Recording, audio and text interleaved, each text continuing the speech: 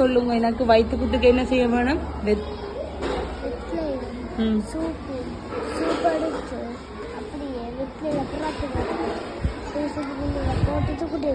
குடிச்சா வயிற்றுக்குத்து மாறிடும். அப்ப காது குத்துக்கு என்ன செய்ய வேணும்? கருவேப்பிலை. கருவேப்பிலையே என்ன செய்ய வேணும்?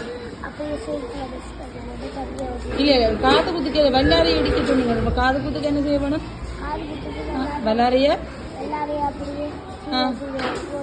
இடிச்சு போட்டு காதுல வைக்க வேணும். அப்ப வரலாறு இடிச்சு போட அப்படியே குடிக்க வேணும். காலுக்குள்ள காலை எலும்பும் நோவுது, அதுக்கு என்ன செய்யலாம்? கற்பூரவள்ளியா? கற்பூரவள்ளி என்ன செய்ய வேணும்? கால் வலிக்கு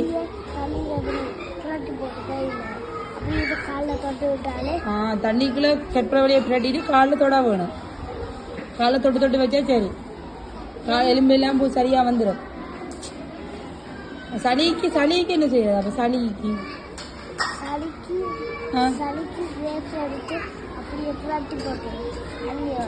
தண்ணியோட பிரட்டிட்டு மிளகும் போட்டு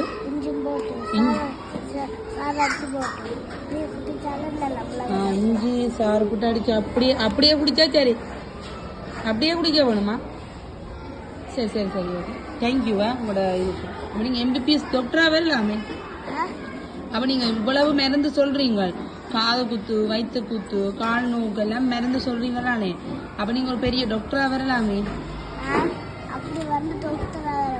டாக்டரா வர போறீங்களா? டாக்டரா வாங்க. என்ன போல மருந்து இப்பவே நீங்கள் சின்ன வயசுலயே போல மருந்து சொல்றீங்க. இப்ப வளர்ந்து நீங்க படிச்சு டாக்டரா வந்தீங்கன்னா போல மருந்து சொல்லுவீங்க. என்ன டாக்டரா வாங்குவ? இங்க டாக்டரா வந்து டீச்சருக்கு வடிவ வைத்தியம் பார்த்து விட வேணும்.